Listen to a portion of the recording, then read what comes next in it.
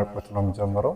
እዚህ ስልጠና ላይም ስመጣ አይንሸትን በጣም ስለማደንቀውና ከመጀመሪያው ጀምሮ ያው በቲክቶክም በዩቲዩብም ከታተለው ነበር እና በጣም የሚያነሳሳ ሀሳቦችን ነው ሁሉ ጊዜ ይዞ የሚመጣው ማለት ነው።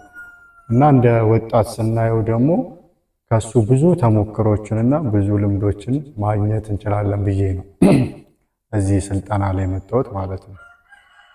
በእርግጥ የተወሰኑ ልምዶች አሉኝ ብዬ አስባለሁ።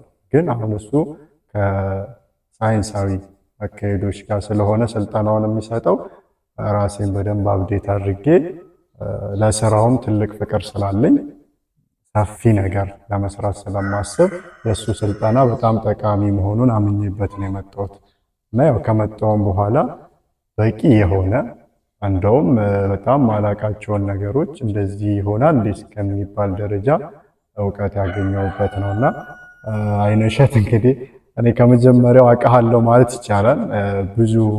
ለብዙ ወጣቶች አርአያ የምትሆንና ይህን ነገር ቀጥለህበት ስራውንም እንዳሰፋው አውቃለሁ። ከዶሮ ተነስተ ወደ ከብት ምናምን። ስለዚህ እኔም እንደ ወጣት ያንተን አርአያ መከተል ነው የምፈልገው ማለት ነው።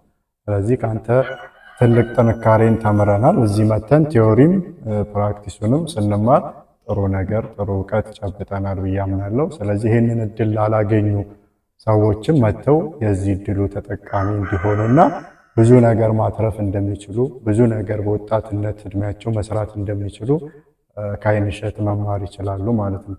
ስለዚህ ያለኝ ሀሳብ ይሄ ነው። ስለነበረን ጊዜ በጣም አመሰግናለሁ። ደስተኛ ነበር።